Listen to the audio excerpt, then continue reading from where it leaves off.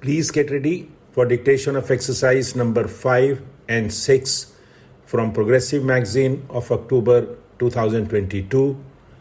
The subject is on education. 5 seconds. My interest in basic education goes back to the day when Mahatma Gandhi convened a conference at Wardha for discussing this subject. A few prominent educationists and workers in the cause of national education had also been invited to attend this conference. I have been in touch with the progress of this system of education ever since. I am therefore happy to have got this opportunity to come here and speak to you about what I feel about this problem, although I know I might be repeating the views expressed by me earlier. It is also likely that the views which I express are not in consonance with those of others, particularly of educationists. Besides, it is also to be seen how far my views fit in with the policy which is being pursued by the central and state governments in this connection, and how far it is practicable to modify that policy. Therefore, I hope what I am going to say will be taken as my personal opinion and that you will discuss it as such with an open mind, without fear and favor. It will be agreed that the system of education, right from the first primary class to the highest university course which we are following today, is the same as introduced by the British government in this country. We have not been able to introduce any fundamental change in that system even after the attainment of independence.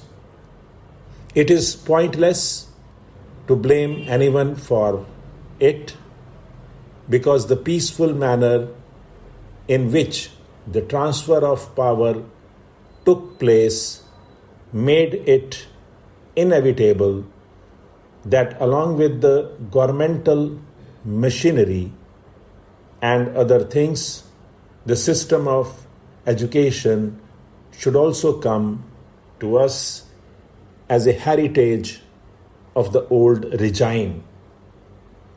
It is now our duty to give thought to each one of these problems and decide, in the light of present day condition, how they can be solved, and then to act upon what we have decided. There is no doubt that in introducing this system of education, the principal motive of the British government was to secure as much advantage as possible for establishing itself in this country. The Britishers also thought that as compared to their own culture and literature, there was nothing much in Indian culture and literature which might be said to be worth preserving. There is no doubt In course of time, their views underwent some change. The progress of science in Europe, meanwhile, confirmed them in their view that scientific education could be imparted only through the medium of English. Consequently, partly for the sake of administrative convenience and partly to propagate their own language and culture, they stick to their own system of education, which they introduced in this country. There is no doubt that the education received by our earlier generation was based on this very system. Those people knew little of Indian literature or culture and hardly felt drawn towards it, although a few Indian scholars who were inspired by English education did study Indian literature and wrote a good deal in praise of it. Thus, we find two schools of thought in this country. The followers of one school believe that our own language alone can be the medium of education, and until that is done, education is bound to remain confined to a small section of society and will never spread among the masses.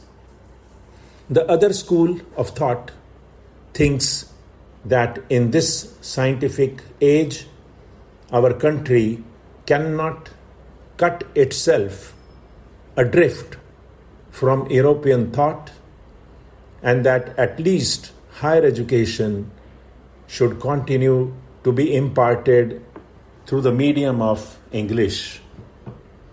If that is not done, they argue, we shall fail to pull our weight and lag behind other nations in the race for material progress. These views, as a matter of fact, apply not only to the medium of instruction, but actually to the whole system of education.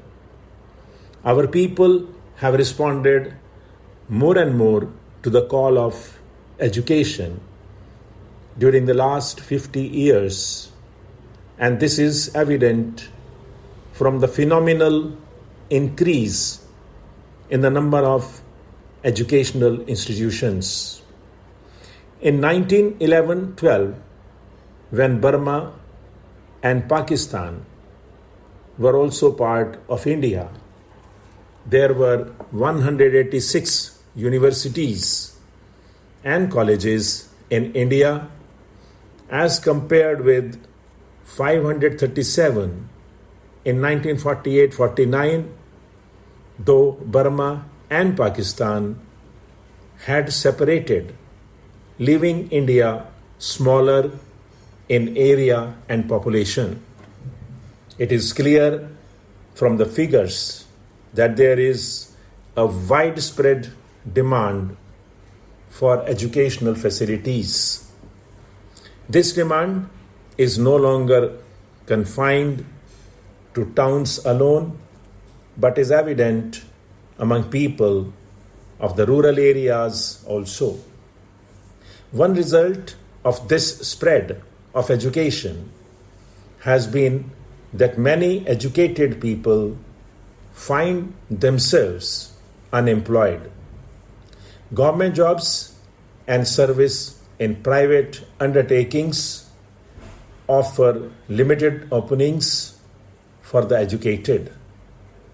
Only a small fraction of successful scholars can be absorbed in them. A large majority of the educated are averse to taking up their parental occupations. As a result of their education, they have lost the capacity to take up those occupations, and they are not equipped to follow any other either. Stop.